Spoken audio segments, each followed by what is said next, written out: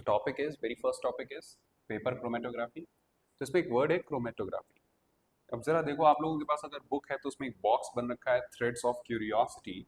उसमें लिखा है the word chromatography comes from the Greek word. एक ही ग्रीक वर्ड से आया है। किधर से आया है? Greek word. And this Greek word means Greek word that Greek words called chroma. क्या होता है? Chroma. And which means that colour. क्या होता है? Chroma means colour. ठीक है, जैसे हमने पढ़ा था ना कि क्रोमोप्लास्ट, तो क्रोमा वर्ड से क्या आया है? कलर। ठीक है। एंड एक और वर्ड है, ये जो ग्राफी वर्ड है, इसमें जो वर्ड्स हैं, एक ग्रीक वर्ड है that is what we call graphene. ठीक है। एंड इसका मतलब होता है टू राइट। To write. ठीक है। Chromatography. Chromatography means to write with the colours. ठीक है। So it actually means writing with color. Chromatography means writing with colors. ठीक है, नोट्स बनाते जाना, लिख लो। Now it because it was the first used to separate the colored substances like dyes and ink. Writing with colors because it was the first used to separate. अच्छा, chromatography मतलब क्या होता है कि हम कलर्स को सेपरेट करते हैं, है ना? राइटिंग विद कलर्स, तो कलर्स को अलग अलग सेपरेट करेंगे। So to separate coloured substances, to separate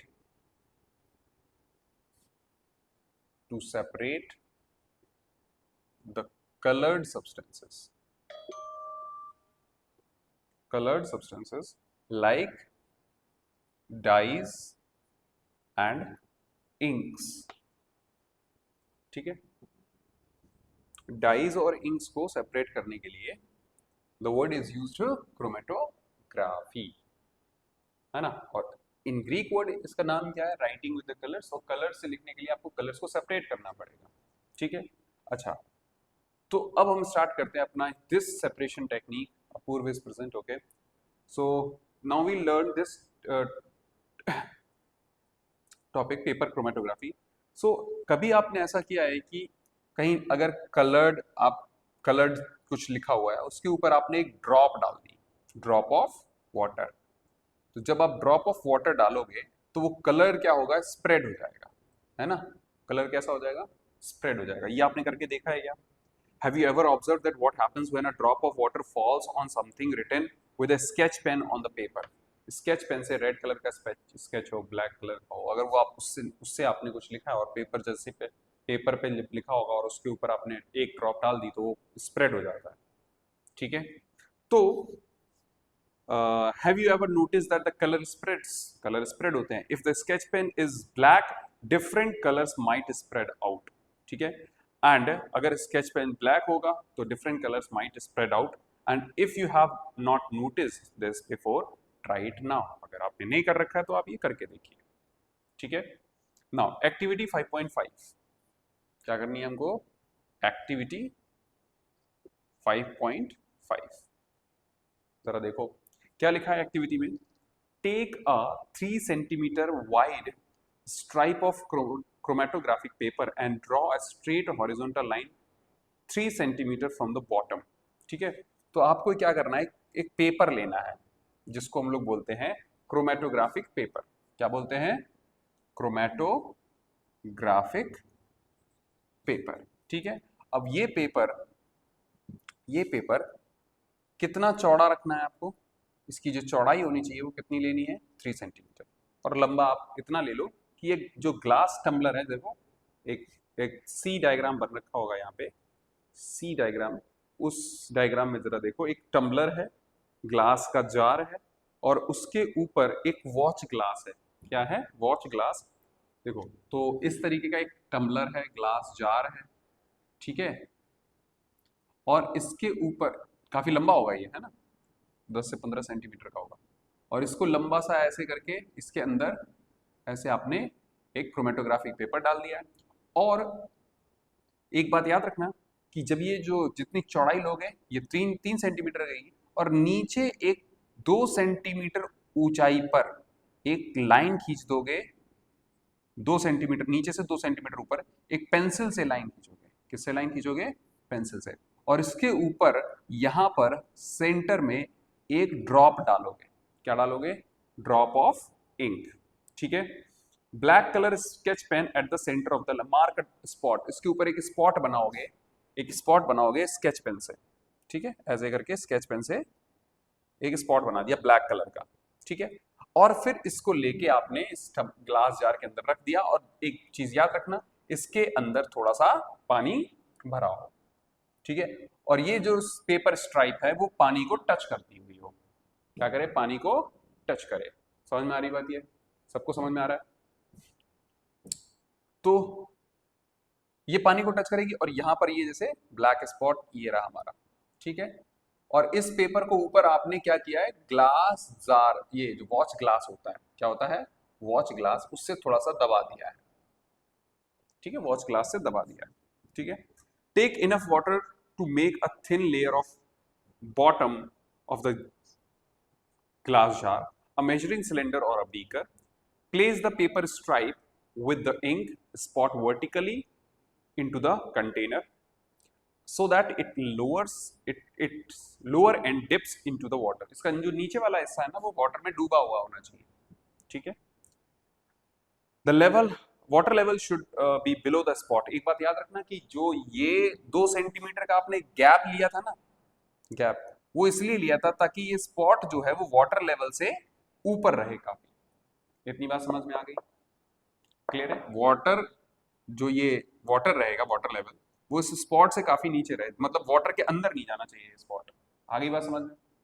अब आगे, observe the paper as the water rises through the paper, what do you notice? As the water rises, the ink starts to separate into different color spots. What you can infer from this? तो आप क्या करोगे? थोड़ी देर बाद देखोगे, अच्छा ये जो पेपर होता है ये ऐसा होता है कि इसके ऊपर धीरे धीरे पानी पानी चढ़ना स्टार्ट हो जाएगा। तो ये पानी से गीला होना स्टार्ट होगा, तो धीरे धीरे आप देखोगे कि ये जो डार्क स्पॉट था ये ऊपर की तरफ ऐसा इस तरीके से बढ़ना स्टार्ट होगा। ठीक है, इस तरीके से कलर्स जो है वो सेपरेट होना स्टार्ट हो जाएंगे। तो ब्लैक कलर का जो स्केच से आपने कर रखा था, तो ये ऊपर की तरफ धीरे धीरे कलर अलग अलग सेपरेट हो रहे होंगे। क्लियर है ये बात? तो इससे आपने क्या समझा? What do you observe and what do you understand by this? So the method of the, तो एक ये मेथड है जिसमें आप इंक में से डिफरेंट कलर्स को क्या करते हो? आप सेपरेट करते हो, and this process is called paper chromatography. So this is the technique of separation of inks, different colored ink from different components of color from the ink. ठीक है, so इतना समझ में आया? ये एक्टिविटी समझ में आई? तो अब इसकी आप डेफिनेशन लिख लेना। डेफिनेशन लिखो,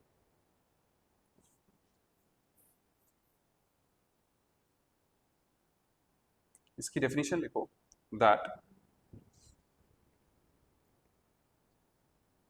the method of separating the components of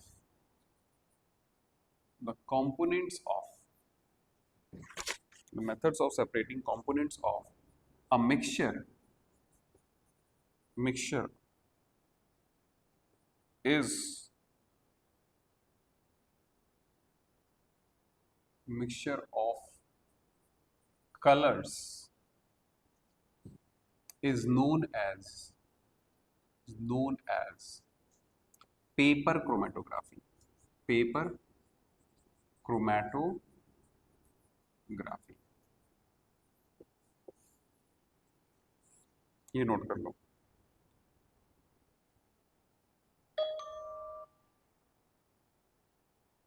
बोलो, सबको समझ में आ रहा है? It uses the difference in the interaction of the components of with the solvent and the paper to separate them. अब ये ऐसा हो क्यों रहा है इसमें? पेपर क्रोमेटोग्राफी में ये कलर्स अलग अलग क्यों हो जा रहे हैं? ऐसे क्या है? So this technique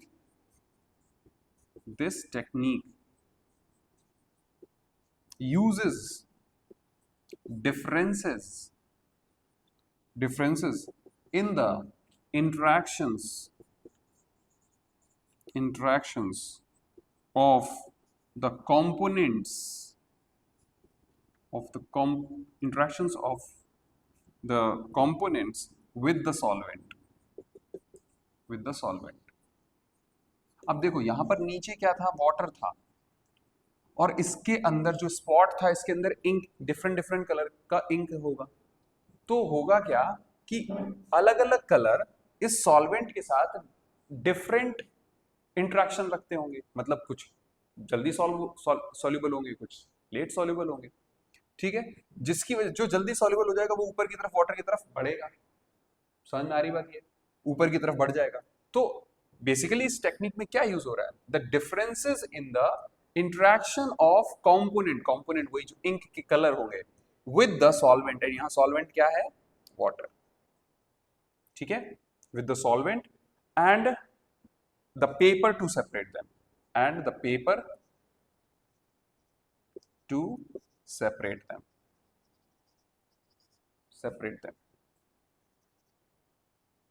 What is the differences between the interaction of component with the solvent and the paper के साथ क्या सा इंटरेक्शन,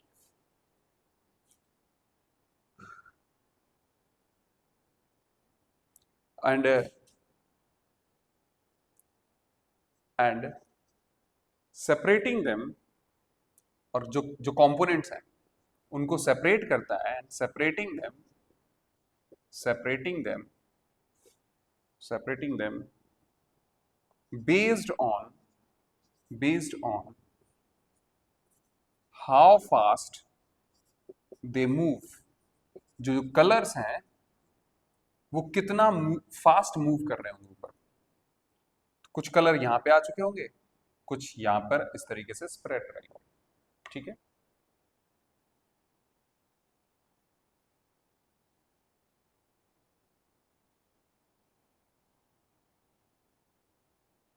अच्छा, अब आप लोग क्या कर सकते हो, you can also try this with a green food color instead of black ink and use a 2% mass by volume salt solution as a solvent. अब आपको करना क्या है,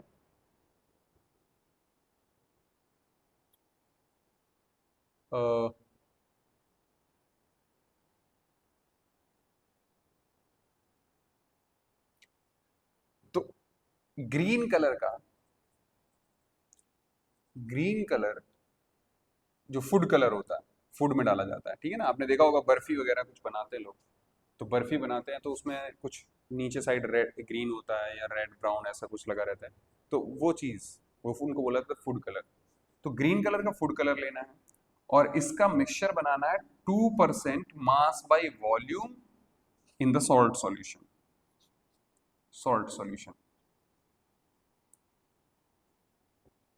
ठीक है। Similarly, you can separate the different pigments present in the green extract of spinach leaves and colored pigments of the flower petals. Will water work as a solvent in every case? In some cases, you may need to use the different solvents such as alcohol. जरूरी नहीं है कि उसमें जो solvent होगा वो water ही लिया जाए, ठीक है।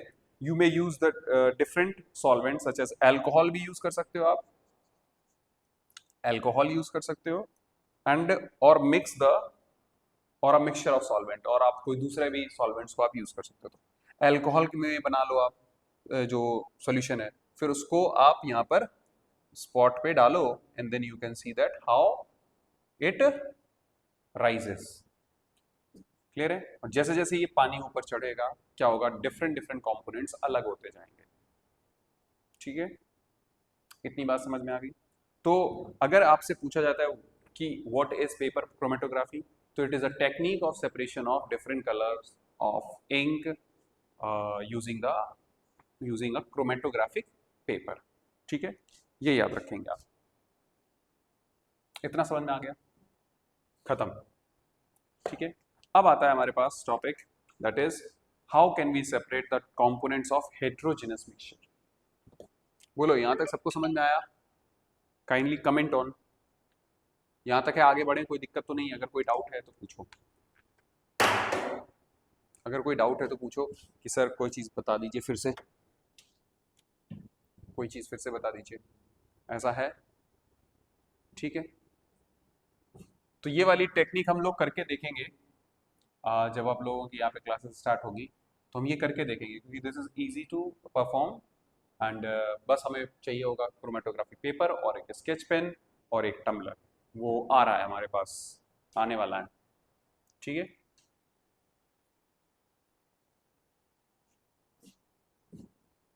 चलो जी, नेक्स्ट इज टॉपिक डालो अब, how can we separate the components of heterogeneous mixture?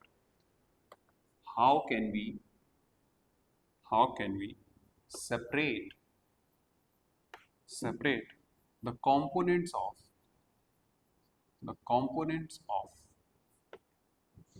heterogeneous mixture, heterogeneous mixture? Heterogeneous mixture तो आपको पता ही होगा, ऐसे प्योर सब्सटेंस का मिक्सचर जिसमें the components are not uniformly mixed, और जब वो यूनिफॉर्मली मिक्स नहीं होंगी तो there is a clear cut boundary between the components. अच्छा, इसमें जो सबसे पहला आता है that is the separation of two immiscible liquids, immiscible liquids, immiscible liquids. अब इस चीज को हम लोग पढ़ेंगे। अच्छा, हम लोगों ने पहले पढ़े थे मिसिबल लिक्विड्स, अब क्या है, ये इमिसिबल लिक्विड्स है। इमिसिबल का मतलब हो गया जो मिक्स ना हो, जैसे कि ऑयल एंड वाटर। ठीक है, ऑयल एंड वाटर ये दोनों मिलते नहीं, तो इन तरह, और ये कैसा मिक्सचर हो जाएगा, heterogeneous mixture. We can see there is a boundary between the, नीचे वाटर रहेगा ऊपर ऑयल रहेगा, तो there is a clear cut boundary between the water and oil. So इन दोनों इमिसिबल लिक्विड्स को कैसे आप सेपरेट करेंगे, इसके लिए हम लोग पढ़ने वाले हैं। ठीक है, so we have learned about the non-uniform mixture, that is heterogeneous mixture.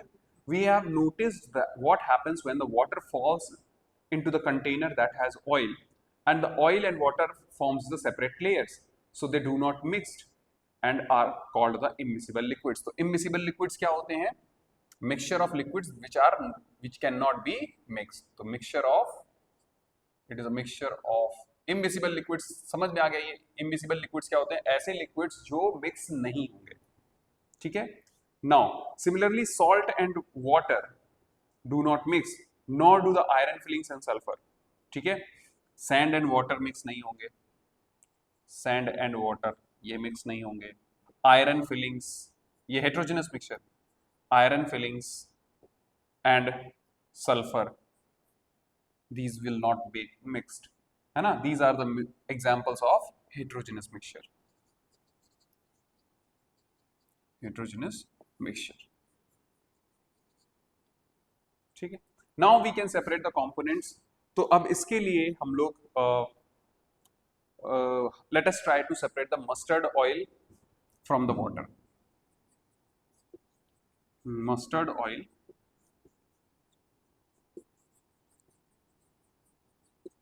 from the water। सरसों का तेल और वाटर, इन दोनों को कैसे अलग करोगे? ठीक है, क्या हुआ, सारे लोग नहीं है इसमें? सभी लोग नहीं आ रहे हैं क्या? आपके जनपद में बहुत ज़्यादा भीषण गर्मी, आपके पास अलर्ट आया था क्या आज? सबके फ़ोन पे एक अलर्ट आया होगा। हम्म, बोलो।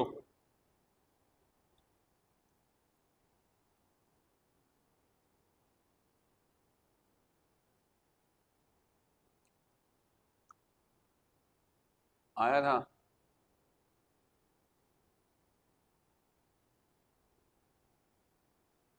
हाँ, तो बाहर गर्मी इतनी ज़्यादा है तो मत निकलो, पढ़ाई तो हम कैसे भी कर सकते हैं।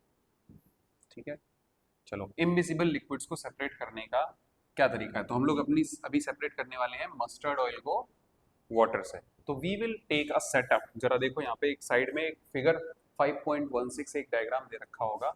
तो there is a called separating funnel, क्या बोलते हैं इसको? Separating funnel. ठीक है। और इस सेपरेटिंग फनल में इस तरीके से यहाँ पर एक नॉच होगी, उस नॉच को ऐसे, ये नॉच है, ठीक है, और ऐसे ये छेद रहेगा, ऊपर खाली रहेगा ये ऐसे, ठीक है। और इस पे यहाँ पे क्लैंप से ऐसे फिक्स कर दिया, ठीक है, समझ में आ रहा है यहाँ पे। और यहाँ पे क्या लगा लिया, स्टैंड, ठीक है। और इस स्टैंड को ऐसे रखा हुआ है, and then we have a beaker, let's say we have a beaker here. तो आप क्या करोगे, जो भी इमिसिबल लिक्विड्स हैं, ये क्या थे, इमिसिबल लिक्विड्स, ठीक है, इमिसिबल लिक्विड्स, इमिसिबल लिक्विड्स थे, तो इनको आप इसका मिक्सचर ऊपर डालना स्टार्ट करोगे, इसके ऊपर से डाल दो, तो आप देखोगे कि वाटर नीचे आ जाएगा, ऐसे वाटर नीचे रहेगा, और इसके ऊपर आपको एक ऑयल की लेयर नजर आएगी। This is the oil, mustard oil, ठीक है ना, मस्टर्ड ऑयल। और नीचे की तरफ क्या है, वाटर, ठीक है। अब जब आपने यहाँ पे इसको टाइटली, इसे इसे टैप, जैसे हम लोग टैप का होता है ना, ऐसे घुमाते हैं, ऐसे ही यहाँ पे रहेगा ये, ठीक है। तो इसको आपने टाइट बंद करके रखा हुआ, तो पूरा इस सेपरेटिंग फनल में, इसको बोलते हैं सेपरेटिंग फनल, क्या बोलते हैं, सेपरेटिंग फनल, दिख रहा है इसको, हाँ, सेपरेटिंग फनल। इस सेपरेटिंग फनल में आपने डाल दिया, ठीक है, इसको बोलते हैं स्टॉप कॉक, क्या बोलते हैं, स्टॉप कॉक, ठीक है। नीचे आपने, अच्छा मैंने बीकर ले लिया, उसमें कोनिकल फ्लास्क रखा हुआ है, ठीक है, इतनी बात समझ में आ रही है, ठीक है। एंड इसके ऊपर एक ढक्कन ऐसे लगाया जाता है, जिसको हम लोग बोलते हैं ग्लास कॉर्क, क्या बोलते हैं, ग्लास कॉर्क। तो पहले आपने इस ग्लास कॉर्क को हटा लिया, आपने इस मिसिबल लिक्विड को इसके अंदर सेपरेटिंग फनल के अंदर डाला, और आप देखोगे कि नीचे वाटर रहेगा, ऊपर ऑयल रहेगा। सर ऐसा क्यों, आपके दिमाग में आना चाहिए कि सर ऐसा क्यों हो रहा है कि वाटर नीचे है, मुझे कोई बताएगा कि नीचे वाटर क्यों है और ऊपर ऑयल क्यों है, लिख के बताओ, बताओ, नीचे, नीचे वाटर क्यों है और ऊपर ऑयल क्यों है, कोई बता सकता है, नीचे वाटर है और ऊपर ऑयल है, जल्दी बताओ,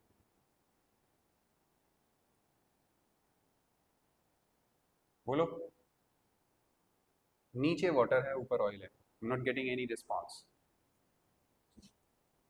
बताओ क्यों ऐसा होगा, नीचे वाटर, वाटर इज हैवियर, हाँ, Altaf is saying that, good, good.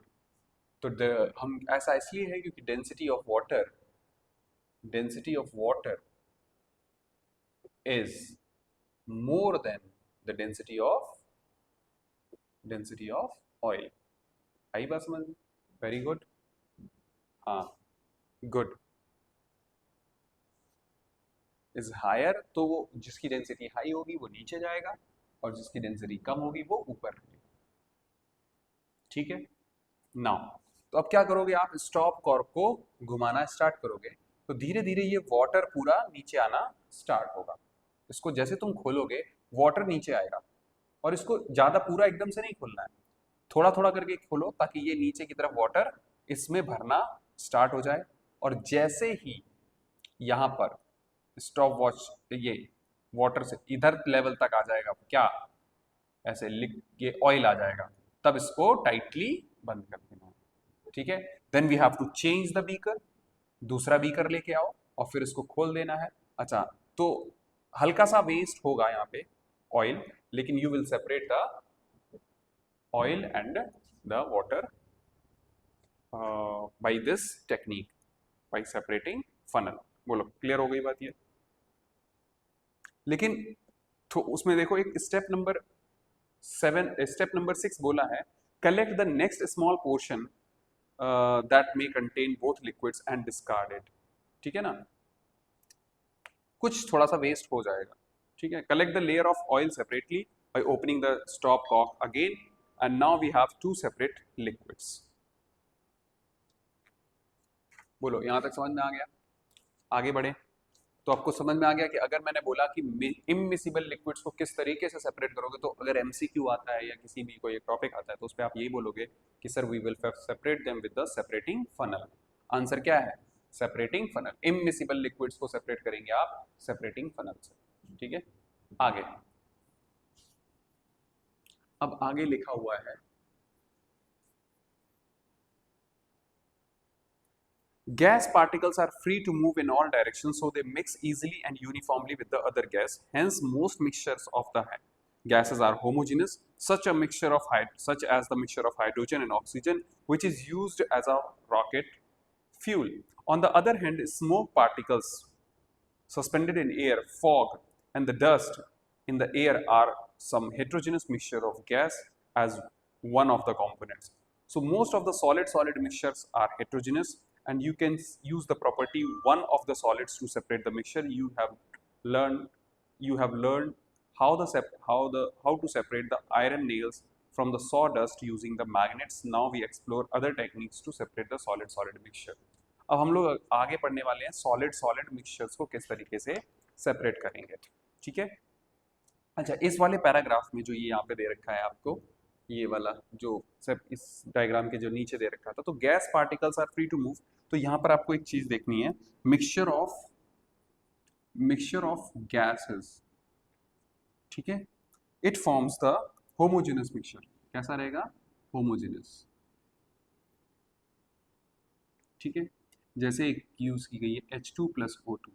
This is the mixture of gases which is used as a rocket fuel. किस में यूज किया जाता है? Rocket fuel. ठीक है, इतना याद रखना है इसमें।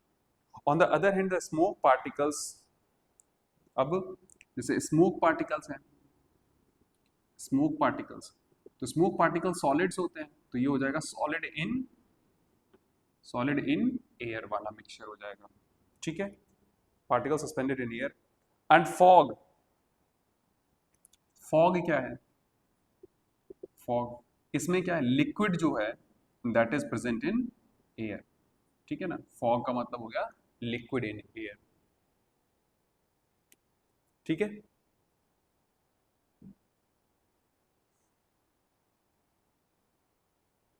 सो दीज आर सम स्मोक जो है ना, स्मोक जो है, this is a heterogeneous mixture, fog is a heterogeneous mixture, and dust in air, this is a kind of dust, and all these are heterogeneous mixture। क्या है?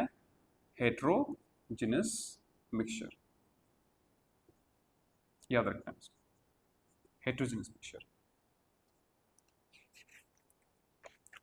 चलिए जी, अब हम लोग पढ़ने वाले हैं सब्लिमेशन। दो सॉलिड का हेट्रोजेनस मिक्सचर है, उसको कैसे सेपरेट करेंगे? सो सेपरेशन टेक्निक पढ़ने वाले हैं फॉर टू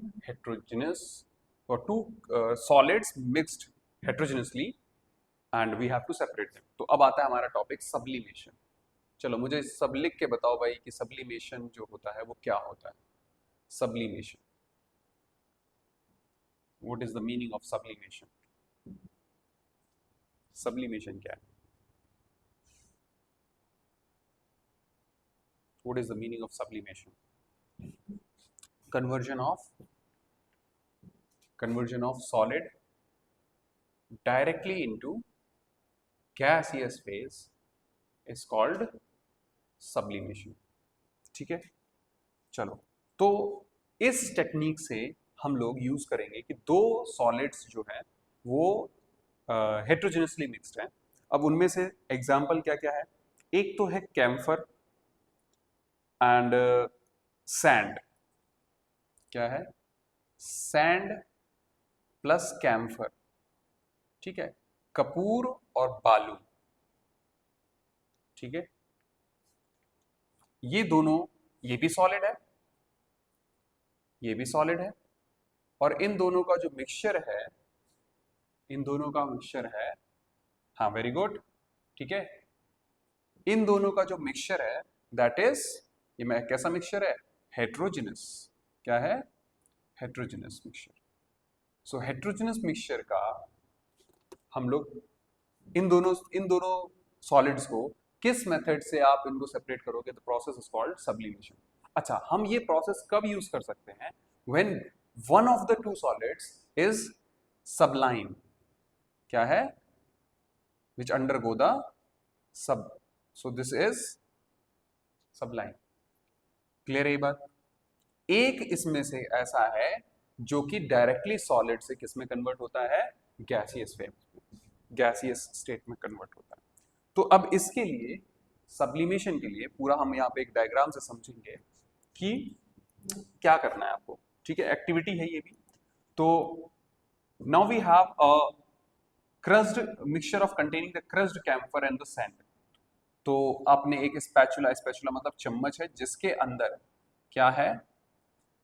कैम्फर है, क्रस्ड कैम्फर है, crushed camphor, and we have plus sand. तो इन दोनों को सेपरेट करना। तो इसके लिए क्या करोगे? We will make a setup. तो क्या करोगे? एक गॉज वायर लोगे, उसको ट्राइपॉड स्टैंड के ऊपर रखोगे। ठीक है, एक ट्राइपॉड स्टैंड रहेगा, उस स्टैंड के ऊपर आपने वायर गॉज को रखा, and then we have a china dish. एक रहेगी चाइना डिश, ये हो गई चाइना डिश। ठीक है, this is what we call tripod stand. ठीक है, इसके नीचे आपने क्या लगा दिया? एक बर्नर। अभी बर्नर जलाना नहीं है भैया से, ठीक है, ये पाइपलाइन आ रही है उसकी। अच्छा, अभी ये लाइट ऑन नहीं करना है, ठीक है, डू नॉट लेट दिस। इसके अंदर आपने क्या किया? मिक्सचर डाल दिया, इस चाइना डिश के अंदर मिक्सचर डाल दिया। किसका? Camphor plus sand. ठीक है, और इसके ऊपर उल्टा करके एक फनल रख दिया है। क्या रख दिया है? फनल। ठीक है, और इस फनल की जो ऊपर ओपनिंग होगी, ध्यान से सुनना, इस ओपनिंग में आपने कॉटन को भिगा के, ठीक है, तो यहां पे आपने क्या कर दिया? कॉटन प्लग बना दिया। ठीक है, कॉटन ऐसे ढक्कन टाइप का बना दिया। और एक चीज ये याद रखना है कि ये थोड़ा भीगा हुआ रहना चाहिए। कैसा रहना चाहिए? भीगा हुआ। ठीक है ना? And dry glass funnel, this is very dry glass funnel, funnel लिया आपने। ठीक है, इतना सेटअप बनाने के बाद, अच्छा ये वायर गॉज, अच्छा मुझे कोई बताएगा कि सर वायर गॉज क्यों यूज किया जा रहा है? वायर गॉज को क्यों यूज कर रहे होते हैं हम लोग? वायर गॉज को क्या हुआ? तुम्हें आवाज नहीं आ रही क्या अभिमान? क्या हुआ? चलो चलो, अब क्या करोगे आप? बर्नर ऑन करोगे, तो व्हाट विल हैपन? ये जो चाइना डिश है वो गर्म होगी, और जब ये गर्म होगी तो टेम्परेचर बढ़ेगा, और जब टेम्परेचर बढ़ेगा तो कैम्फर, तो जो कैम्फर है वो डायरेक्टली सॉलिड से किस में कन्वर्ट होना स्टार्ट होगा? गैस में कन्वर्ट होना स्टार्ट होगा। ठीक है, तो यहां से कैम्फर के गैसियस स्टेट में कन्वर्ट हो जाएगा, और तुमको दिखेगा कि इस पूरे फनल के अंदर वेपर जैसा भर गया। ठीक है, इसके अंदर धुआं जैसा भर गया। ठीक है, इसके बाद थोड़ी देर बाद आपको क्या करना है? हाँ, वेरी गुड। तो इसके बाद क्या करना है आपको? Light the burner and place it under the gauze fire and heat the china dish gently for the few minutes and observe that the inner wall of the funnel is carefully, जो अंदर की wall है उसमें क्या भरे जाएगा? White, find the white solid camphor deposit। इसके बाद क्या करोगे? थोड़ी देर जब करोगे धुआं जैसा भरेगा, फिर इसको छोड़ दो, बर्नर को बंद कर दो। अब जब तुम बर्नर को बंद कर दोगे और इसको ऐसे ही खुला, ऐसे ही रखा रहने दो, ठंडा होने दो, तो क्या देखोगे कि ये जो इसकी वॉल थी, फनल की वॉल थी, इस पर धीरे धीरे जब टेम्परेचर ठंडा होगा, जब टेम्परेचर डाउन होगा, तो गैस किस में कन्वर्ट हो जाएगी? सॉलिड में। फिर से इस प्रोसेस को क्या बोलते हैं? डिपोजिशन। क्या बोलते हैं? डिपोजिशन। और इस प्रोसेस से यू विल सी दैट कि यहां पर क्या डिपॉजिट होगा, कैम्फर। तो अब चाइना डिश में जो कैम्फर डला हुआ था, now it is deposited over the glass funnel. तो इस तरीके से हम देखेंगे कि ये दोनों चीजें सैंड एंड कैम्फर सेपरेट हो गए। ये बात सबको समझ में आ गई, क्लियर हो गई बात ये, हाँ या ना? बोलो जी।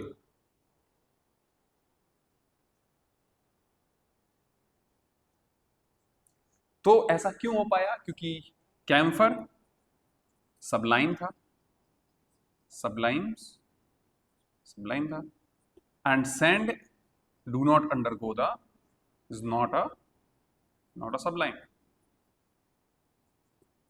ठीक है, आई बात समझ में?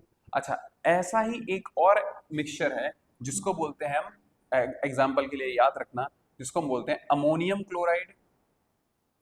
अमोनियम क्लोराइड, ठीक है, अमोनियम क्लोराइड का फॉर्मूला याद रखना, NH4Cl, अमोनियम क्लोराइड। ठीक है,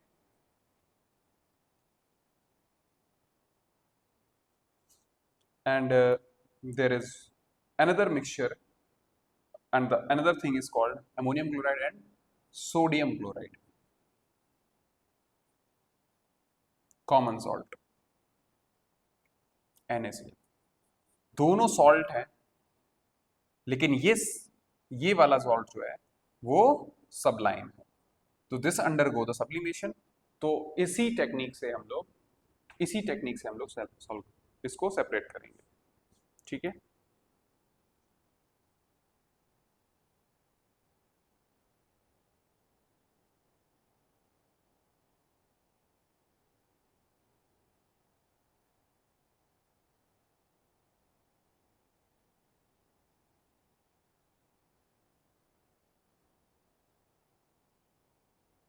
चलो इतना समझ में आ गया।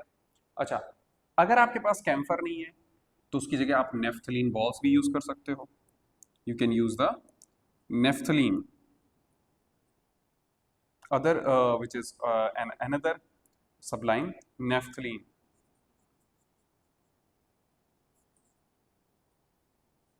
so you can also use naphthalene। ठीक है, तो समझ में आ गया ये सब्लिमेशन टेक्निक। सब्लिमेशन टेक्निक कब यूज करोगे? जब one of the to solid is सबलाइन। ठीक है, जैसे अमोनियम क्लोराइड और कॉमन सॉल्ट में अमोनियम क्लोराइड है, या नेफ्थलीन और सैंड में नेफ्थलीन है, कैम्फर और सैंड में कैम्फर है। तो you can separate this kind of thing. ठीक है, अगला, is it possible to dissolve one metal in another? क्या ऐसा पॉसिबल है कि एक मेटल को दूसरे मेटल में हम डिसॉल्व कर सकते हैं? तो अब आता है टॉपिक एलॉय। क्या आता है? एलॉय। What are alloy? तो टॉपिक डालो, व्हाट आर एलॉयज। ठीक है,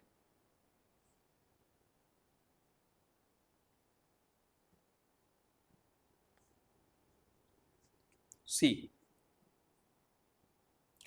एलॉय लिखो, a homogeneous mixture of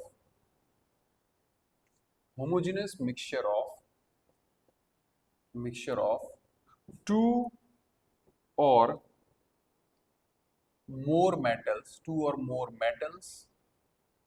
or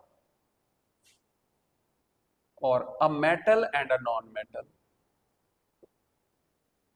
non-metal is called an alloy। ठीक है, कैसा मिक्सचर है एलॉय? मेटल्स, होमोजेनस मिक्सचर है। ऐसा भी हो सकता है मेटल प्लस मेटल डिसॉल्व हो गए, क्या बना? एलॉय। ठीक है, और ऐसा भी हो सकता है कि एक मेटल लिया आपने, उसको नॉन मेटल के साथ डिसॉल्व कर दिया, तो भी क्या बन सकता है? एलॉय।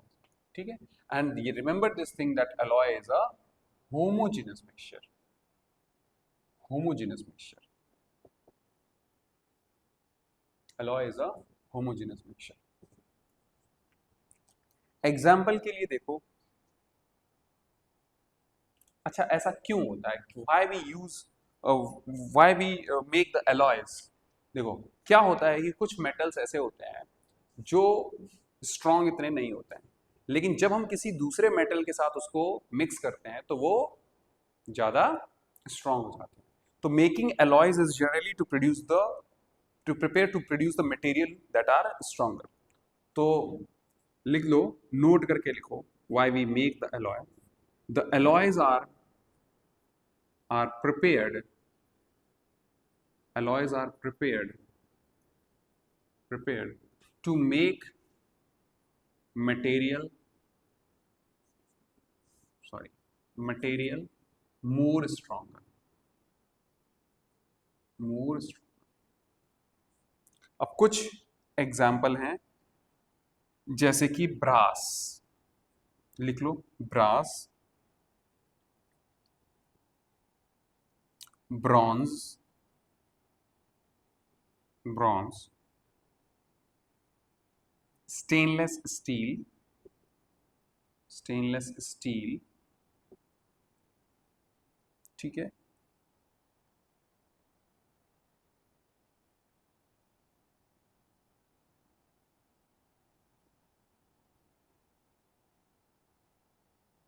Stainless steel. देखो, brass is an alloy, bronze is an alloy, and stainless steel, stainless steel, जो स्टील के बर्तन होते हैं ना वो। तो अच्छा, ब्रास क्या एक एलॉय है? सर किसका एलॉय है ये याद रखना, इसमें कॉपर रहेगा प्लस जिंक, याद रखना। कॉपर और जिंक को अगर आप मिलाओगे, यूनिफॉर्मली मिक्स करोगे तो ब्रास बनेगा। अब इसमें ये याद रखना है कि ये रहेगा 80% एंड 20% क्या रहेगा, जिंक। तो क्या बनेगा, ब्रास, ठीक है। ब्रॉन्ज, आपने ब्रॉन्ज मेडल कभी रेस में कभी देखा हो, ब्रॉन्ज मेडल जो होता है, ठीक है। तो bronze is basically the mixture of copper and tin, but here the tin is 20% and the copper is 80%, ठीक है, समझ में आ रहा है यहां तक। और स्टेनलेस स्टील में क्या होता है, आयरन होता है and other elements, other elements. अब इन अदर एलिमेंट्स में क्या क्या ऐड किया जाता है? अब आयरन जो रहता है वो ऑलमोस्ट 80% रहेगा, ठीक है, आयरन। एंड अब अदर एलिमेंट्स में क्या क्या रहेगा, कार्बन, कार्बन डलेगा, क्रोमियम डलेगा, क्रोमियम, निकल डलेगा, एक एलिमेंट है, एंड मोलिब्डेनम, क्या रहता है, मोलिब्डेनम, मोलिब्डेनम। कार्बन जो रहेगा वो 0.03 टू 0.8% कार्बन रहेगा। क्रोमियम 16 से 18%, निकल रहेगा 10 से 14%, 10 से 14%, ठीक है, और मोलिब्डेनम रहेगा 2 से 3%, ठीक है। तो अगर इन सबको जोड़ा जाए 16, 10, 26, 26 2 28, 28 29, तो अप्रोक्सीमेटली 70% क्या रहेगा, आयरन रहेगा, 70% अप्रोक्सीमेटली, एंड बाकी सारे ये एलिमेंट्स रहेंगे, other elements are these. Carbon add कर दोगे तो आयरन के अंदर आपने कार्बन, देखो एक ये मेटल हो गया, ये नॉन मेटल है, तो भी क्या बनेगा, alloy. So stainless steel is a alloy. इतनी बात समझ में आ गई, बस यहां तक हो गया। ये ये ये एक्चुअली क्या है, एलॉय क्या है, होमोजेनस मिक्सचर है, या फिर हम ये बोलेंगे solution of solid into solid. आगे बात समझ, ठीक है। जैसे सॉल्यूशन आपने पढ़ा था सॉलिड इनटू लिक्विड, तो वो सॉल्यूशन होगा। ऐसे अगर एक सॉलिड को दूसरे सॉलिड में मिक्स कर दिया, मेटल को मेटल में किया या मेटल को नॉन मेटल में किया, and make a homogeneous mixture is called alloy.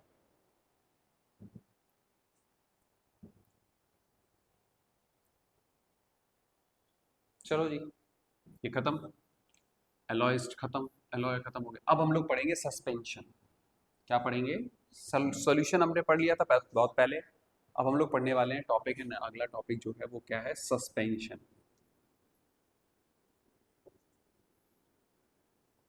अगला टॉपिक है सस्पेंशन। ठीक है, चलो तो एक काम करते हैं, मैं आपको एक ग्लास देता हूं और उसके अंदर मैंने थोड़ी सैंड डाल दी, है ना, सैंड डाल दी, और फिर मैंने इसको भर दिया किससे, वाटर से। अब मैं बोलता हूं आपसे कि आप वाटर और सैंड को मिक्स करो, ठीक है। तो आप इसमें एक ग्लास रॉड डाल के आप इसको घुमाए जा रहे हैं, ऐसे किए जा रहे हैं, कितने, no matter how much you will stir this, you cannot mix sand with the water. Such type of mixtures are called heterogeneous mixture, और इनको हेट्रोजेनस में भी एक पर्टिकुलर नाम दिया है जिसको हम लोग क्या बोलते हैं, सस्पेंशंस। समझ में आ रही बात ये? सो राइट डाउन सस्पेंशंस क्या है। A heterogeneous mixture, a heterogeneous mixture, a heterogeneous mixture in which solid particles, solid particles, example के लिए लिख लो, लाइक एग्जाम्पल के लिए sand, like sand, do not dissolve, do not particles do not dissolve, do not dissolve, but remain suspended, suspended throughout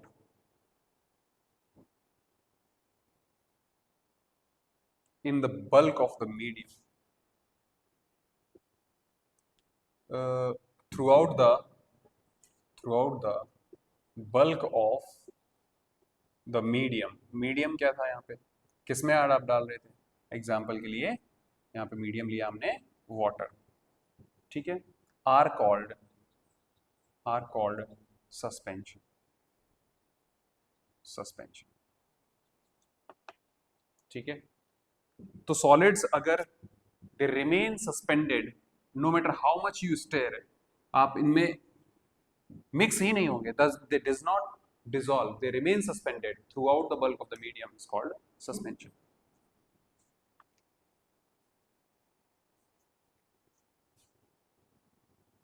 अब आप इससे पहले जो पढ़ के आए थे वो क्या थे, सॉल्यूशन, क्या थे, सॉल्यूशन।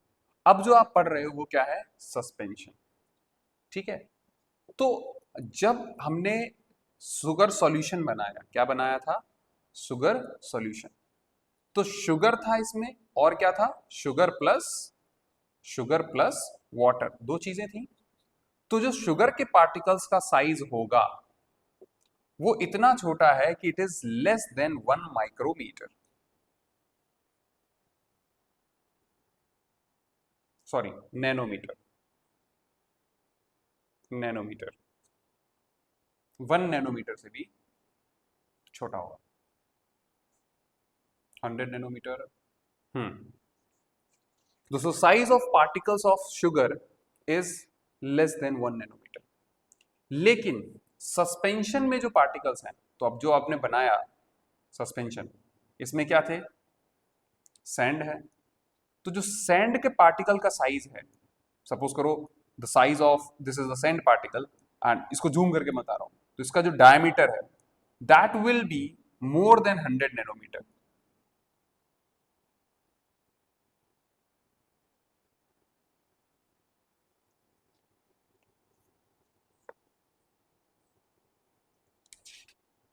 ठीक है, साइज ज्यादा होगा, तो जब साइज ज्यादा है तो ये हेट्रोजेनस मिक्सचर रहेगा, they remain the suspended throughout the bulk of the medium. And तो एक तो डिफरेंस ये लिखोगे, the size of particles of solution is very small as compare to the size of particle of suspension. अच्छा, next,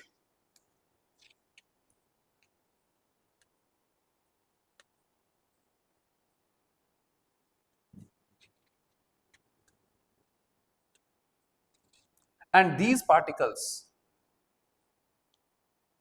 एक minute, एक minute, मुझे ये कंफर्म करने दो दैट इट इज नैनोमीटर और माइक्रोमीटर, ठीक है।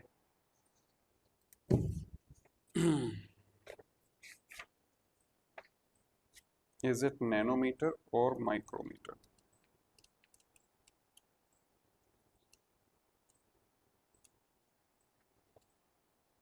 साइज ऑफ पार्टिकल, या इट्स नैनोमीटर, ठीक है,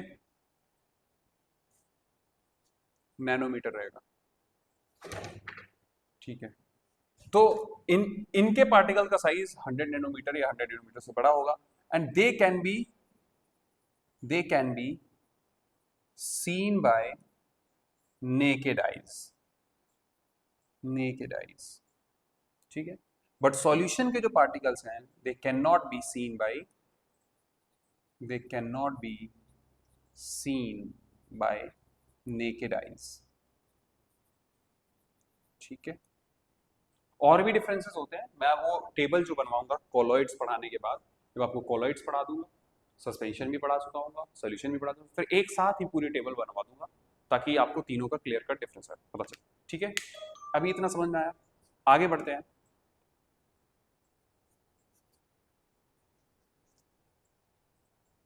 चलो, और कुछ एग्जाम्पल बताओ मुझे, कोई बता सकता है? What are the other example of suspension? Write down, what are the other examples of suspension, बताओ सस्पेंशन के other examples.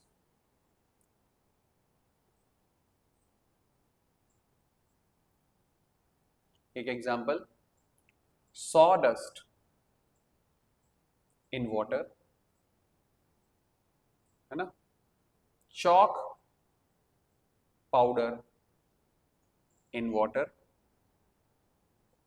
tea leaves,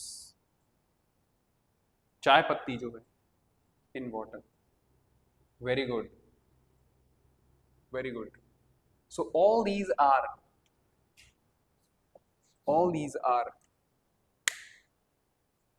muddy water, very good, muddy water, muddy water, muddy water, ठीक है। all these are suspensions, all these are suspensions, ठीक है। चलो आगे, how can we separate the mud from water? अब अगला question है, how can we separate mud from water, mud from water, मिट्टी को कैसे आप अलग करोगे वाटर से, ठीक है। मडी वाटर है तो उसको कैसे सेपरेट करोगे? तो उसके लिए जो हमारे पास टेक्निक है that is, you can have a container of muddy water undisturbed, okay, if you, अच्छा मान लो कि आपके पास एक मडी वाटर का ऐसे बीकर है जिसमें आपका मिट्टी का मडी वाटर है, ठीक है। तो इसको आप ऐसे ही छोड़ दो थोड़ी देर के लिए, leave it, just leave it, तो इसके जो मड के पार्टिकल्स होंगे दे विल सस्पेंड नीचे, they will suspend in the at the bottom of the, bottom में आके ऐसे, तो देखोगे बालू बालू जितनी भी होगी वो सारी की सारी नीचे बैठ जाएगी। जब वो नीचे बैठ जाएगी तो आप फिर क्या कर सकते हो, डिकेंटेशन करके आप उसको ऐसे करके थोड़ा सा ऐसे टिल्ट करके आप पूरा पानी निकाल सकते हो, ठीक है ना। लेकिन ऊपर वाला जो पानी है वो थोड़ा सा क्लाउडी नजर आ सकता है, कैसा नजर आ सकता है? क्लाउडी। अब इसको भी अगर आप सेपरेट करना चाहते हो, if you and you can filter the muddy water through the cotton paper और फिल्टर पेपर, आप इसको फिल्टर पेपर से भी यूज कर सकते हो। क्या यूज करोगे? तो आंसर इज फिल्टर पेपर। तो आप इसके आप दूसरा बीकर लो, उस बीकर में ऐसे फनल लगाओ, ठीक है। इस फनल में आप क्या बना के रख दो, ऐसे कोन शेप का फिल्टर पेपर ऐसे बना के, इसके ऊपर फिर ये वाला पानी डालो, तो क्या होगा, यहां पर आपकी जो मड होगी वो रुक जाएगी और पूरा का पूरा पानी इस फिल्टर पेपर से नीचे आ जाएगा। सर ऐसा क्यों हुआ? क्योंकि जो मड के जो पार्टिकल्स हैं, सर मड पार्टिकल्स का जो साइज है वो ग्रेटर देन 100 नैनोमीटर है। आई बात समझ में? लेकिन जो फिल्टर पेपर के अंदर जो छेद है, लेट्स से उसका साइज क्या है, x, which is very less than 100 nanometre. तो अब क्या होगा, ये वाले जो पार्टिकल्स हैं उन छेद से पास हो ही नहीं पाएगा। फिल्टर पेपर के अंदर जो पोर्स हैं, जो छेद हैं हल्के हल्के, उनसे पास नहीं होगा, तो वो ऊपर रह जाएगा। जैसे छन्नी होती है, जैसे टी लीव्स ऊपर रह गई, चाहे नीचे आ गई, ऐसे ही जो मड पार्टिकल्स होंगे वो ऊपर रह जाएंगे और ये नीचे आएगा। तभी इसका नाम क्या है, फिल्टर पेपर। ठीक है, तो हम फिल्टर पेपर से इसको यूज कर सकते हैं। अब if the muddy water is still not clear even after keeping it for some time, how it can be clean? और अगर मान लो कि जो क्लाउडी सा आपको वाटर दिख रहा था, अब इसको कैसे आप करोगे?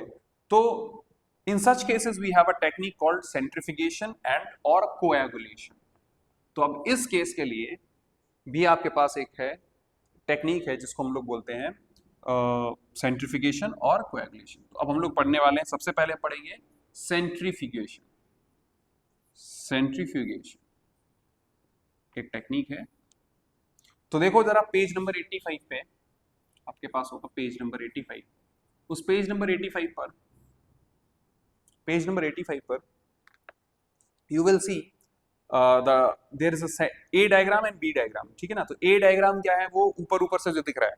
बी डायग्राम क्या है, उसको थोड़ा काट के अंदर बता रहा है कि अंदर होता क्या है एक्चुअली उस मशीन के अंदर। सेंट्रीफ्यूगल मशीन जो होती है, सेंट्रीफ्यूगेशन मशीन होती है, उसके अंदर कैसा दिखता है अंदर। ठीक है, so later understand by this centrifugation by a game से समझते हैं।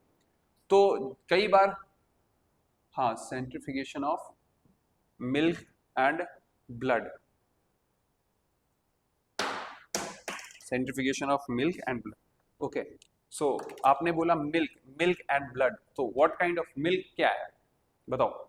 आपने बोला ना मिल्क से करेंगे, मिल्क का सेंट्रीफ्यूगेशन। मिल्क क्या है, व्हाट इज मिल्क? मिल्क एक सॉल्यूशन है, सस्पेंशन है, कोलॉइड है, क्या है? क्या है बताओ, मिल्क क्या है? बताओ जल्दी बताओ। कोलॉइड, गुड, ठीक है, वेरी गुड। आगे, तो सेंट्रीफिकेशन में क्या होता है? अच्छा, एक हमने इसमें एक पहले गेम को समझेंगे, ऐसा ऐसा दिया गया उसमें। एक होता है spinning game of folk dance called, क्या है ये, फुगड्डी, क्या है, फुगाडी। इन मराठी किकली बोल, अच्छा इसको मराठी में, ये मराठी में बोलते हैं इसको, ठीक है। और किकली इन पंजाबी, पंजाबी में इसको क्या बोलते हैं, किकली।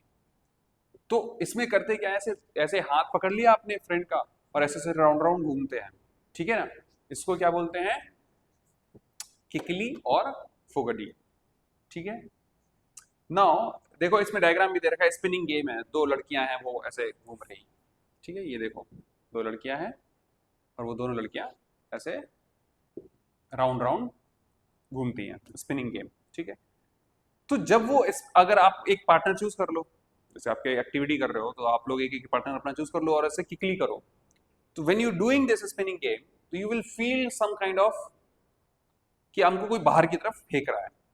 अगर वो हाथ छूट जाए तो आप ऐसे बाहर की तरफ फेंक जाओगे, ठीक है।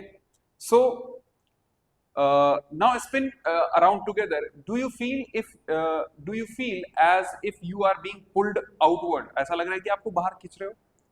A similar force helps to separate a mixture in a tube by centrifugation, ठीक है। And the process involved spinning mixture in a tube at high speed. During centrifugation, the tubes become horizontal, and the centrifugal force, outward force acting on a body while moving in a circular motion, cause the heavier particles to move outwards, where they settled at the bottom of the tube, while the lighter liquids remain at the top। अब देखो क्या होता है, इस machine के अंदर इस तरीके से ट्यूब्स लगी रहेंगी, ठीक है, ऐसी ऐसे ट्यूब्स फंसी होगी, जैसे ब्लड का आप बोल रहे हो ना, ऐसे, ठीक है। तो जब ये स्पिन करेगी, मोटर लगी होगी, और जब ये स्पिन करेगी तो होगा क्या कि जितनी ये ट्यूब है ये हॉरिजॉन्टल हो जाएंगी। कैसी हो जाएंगी, हॉरिजॉन्टल। हॉरिजॉन्टल मतलब समझ रहे हो, ऐसी हो जाएगी। पहले तो ऐसे लटकी है देखो, लटकी रहेगी तो नीचे रहेगी, लेकिन जब ये घूमेगी तो ये बिल्कुल हॉरिजॉन्टल हो जाएगी। ठीक है, अब इसके अंदर ब्लड ब्लड है। अब ब्लड है तो क्या होगा, इसको ऐसे राउंड सर्कल में जब वो घूमेगी तो इसके अंदर एक आउटवर्ड डायरेक्शन में एक फोर्स लगेगा जिसको हम लोग बोलते हैं सेंट्रीफ्यूगल फोर्स। क्या बोलते हैं? Centrifugal force. सेंट्रीफ्यूगल फोर्स एक आउटवर्ड फोर्स लगेगा। ठीक है, तो इस जब आउटवर्ड फोर्स लगेगा तो अब इसके अंदर जो भी आपने लिक्विड डाला हुआ है उसमें जो हैवियर पार्टिकल होंगे, हैवी पार्टिकल होंगे वो इस साइड जाएंगे। ठीक है, और जो लाइटर पार्टिकल्स होंगे, जो लाइट वाले रहेंगे, वो इधर। आई बात समझ में? तो सेंट्रीफ्यूगेशन मशीन, सेंट्रीफ्यूगल मशीन में होता क्या है कि ऐसे जब बहुत ही ज्यादा हाई स्पिन सर्कुलर मोशन उसके अंदर होगा, तो जब भी कोई ऑब्जेक्ट सर्कुलर मोशन करता है तो उस पर एक आउटवर्ड डायरेक्शन में फोर्स लगता है जिसको हम लोग क्या बोलते हैं? Centrifugal force. और उस सेंट्रीफ्यूगल फोर्स से हायर पार्टिकल, हैवियर पार्टिकल होंगे वो बाहर की तरफ होंगे, और जो लाइटर वाले होंगे वो इस तरफ यहां पे रहेंगे, जिसकी वजह से क्या होगा? We can separate this things, है ना? तो जब ब्लड का प्लाज्मा का जो भी चेकिंग होती है, ठीक है, तो उस टाइम पर ये टेक्निक यूज की जा सकती है। ठीक है, और इससे हम एक और चीज कर सकते हैं, जैसे मिल्क में से क्रीम निकालना हो। ठीक है, तो इसी प्रोसेस से हम लोग सेंट्रीफ्यूगल मशीन में डाल के कर सकते हैं। सो ड्यूरिंग सेंट्रीफिकेशन, ये समझ में आ गया? Centrifugation is widely used in the laboratories to separate the components of blood. तो ये जो सेंट्रीफ्यूगेशन जो टेक्निक है, this is used in laboratories.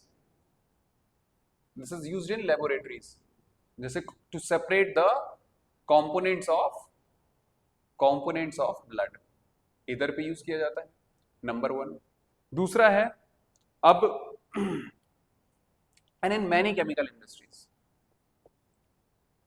एक तो separation of components of blood, blood वाला टेस्ट के टाइम गए तो separation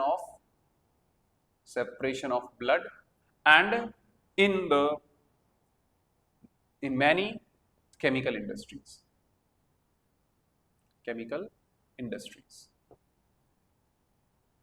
in many chemical industries. What is the RPM of?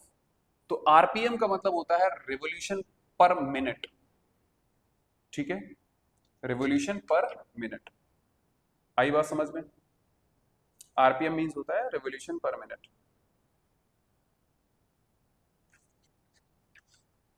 ठीक है, अच्छा, ये what is the RPM of this machine? Okay, this we have to check. ठीक है ना, it is very high speed. सो उसको थोड़ा सा आप चेक कर सकते हैं, गूगल करना पड़ेगा। इट इज वेरी हाई, तो let me check it out. RPM of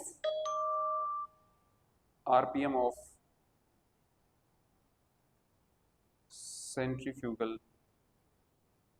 machine.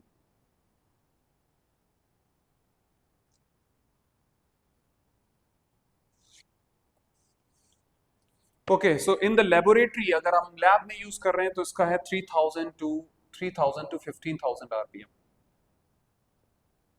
ठीक है, रिवोल्यूशंस पर मिनट। एंड क्लिनिकल जो ब्लड के लिए हम लोग यूज करते हैं, दैट इज 3000 टू 5000 RPM। ठीक है, एंड अल्ट्रा सेंट्रीफ्यूज, अगर अल्ट्रा से वॉशिंग मशीन का, अच्छा वॉशिंग मशीन में भी ऐसा ही होता है, 700 to 1400 RPM in the washing machine. This is for the blood. And अगर और कोई लैब है तो उसके अंदर ये, ठीक है, और ये हो गया वॉशिंग मशीन का।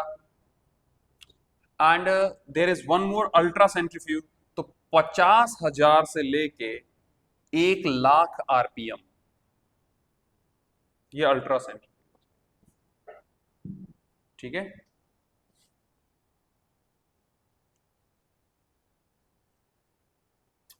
टेंथ 3:30 बजे से स्टार्ट हो जाएगा। ठीक है, बोलो इतना समझ में आया? द पेपर फ्यूग, तो आपको चक्री बनाई है कभी आपने? चक्री इस टाइप से ऐसे ऐसे करके चलाई जाती है, ठीक है ना। तो उसी का ही है ये। तो द पेपर फ्यूब बनाना है, द पेपर फ्यूब।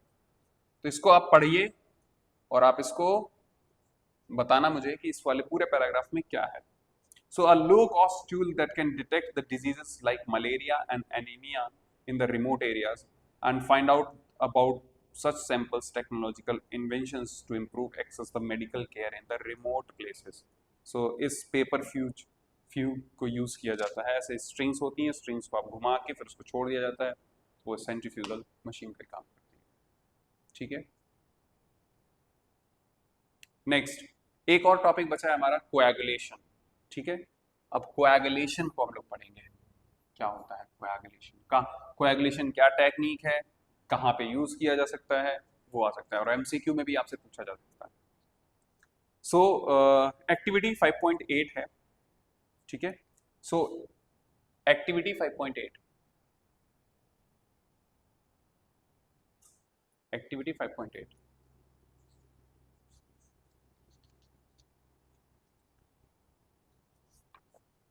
राइट डाउन, क्या लिखा है, adding powder of alum to the suspended impurities in water. The alum coagulates the suspended impurities and settled impurities, and then we can see that pure water. ठीक है, ये क्या लिख रहा है, कौन है?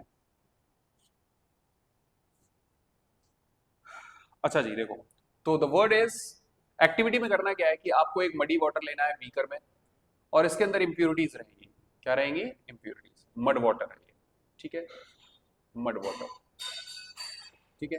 Then you have to add some powdered alum, एक स्पैचुला में आपने क्या किया, कुछ इसमें एलम ऐड किया। एलम को इन हिंदी वी कॉल्ड इट फिटकरी, क्या बोलते हैं इसको, फिटकरी, ठीक है। अच्छा, फिटकरी का फॉर्मूला नोट कर लो, फिटकरी का फॉर्मूला नोट करो,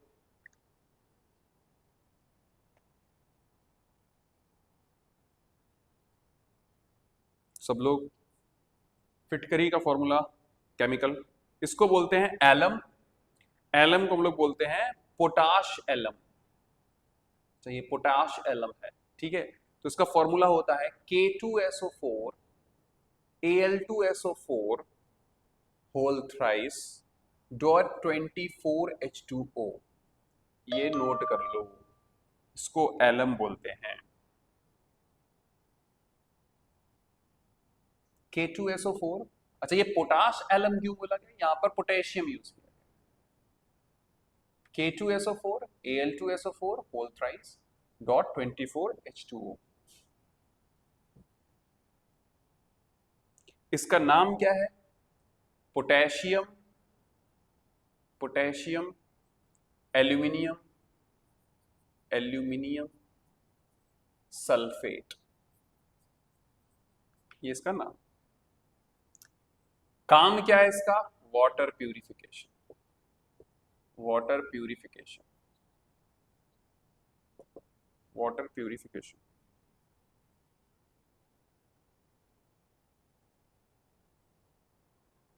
और क्या होता है, stopping blood, stopping the bleeding from small cuts, small cuts. जैसे कभी आप बार्बर की शॉप पे जाते हो तो जो लोग शेविंग कराते हैं, शेविंग करते वक्त अगर वो कट जाता है तो वो फिटकरी को वहां पे रब करते हैं, सो दैट की जो स्मॉल कट है उधर से ब्लीडिंग रुक जाए, ठीक है। दूसरा है डाइंग एंड टैनिंग, इसमें यूज होता है। And the last one is as a antiseptic, as an antiseptic purpose, ठीक है। तो मड वाटर में आप एलम डालोगे तो क्या होगा, धीरे धीरे वो उसको कोएगुलेट बना दे, क्या करेगा, कोएगुलेट करेगा। बोलो, ये चीज समझ में आ रही है?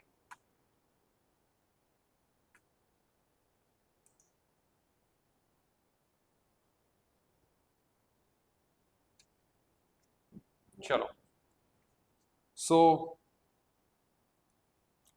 So powdered alum, which is called Fitkari, can added to the beaker containing the muddy water. The alum is white crystalline chemical. It is, याद रखना, it is white crystalline chemical, which when added to the muddy water, it will coagulate the fine particles. ठीक है? So the alum causes the fine suspended particles to clump together. ऐसे जितने भी ये muddy water में जो जो mud का particles होंगे वो एक जगह इकट्ठे होना स्टार्ट हो जाएंगे, तो clump together, and the process is called coagulation. And this process is called coagulation. तो coagulation क्या होता है? Coagulation क्या है?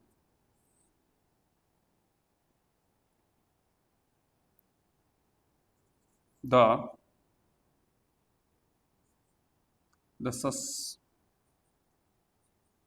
particles, एक मिनट में रिफिल भर लेता हूं, रिफिल।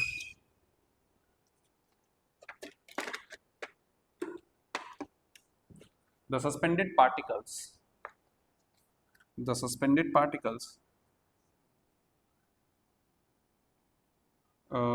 clump together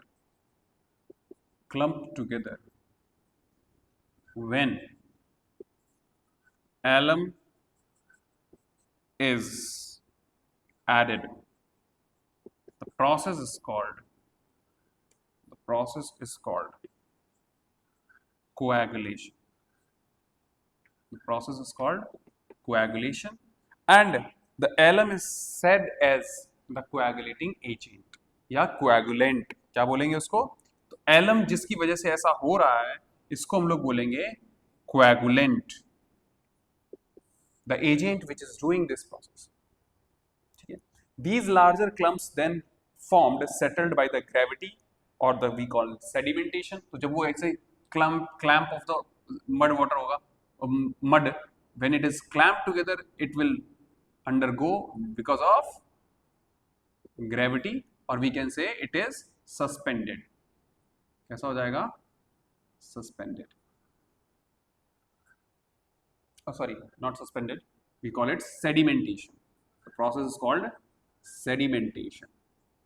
तो ग्रेविटी से वो नीचे ही बैठ जाएगा आके, तो ऊपर का जो वाटर होगा that we can take out by the process. ऐसे आप क्या करोगे जब इसको ऐसे करोगे, so you can tilt, ऐसे करोगे तो यहाँ पर तो mud water है, and this process of taking out the water is called decantation. क्या बोलते हैं?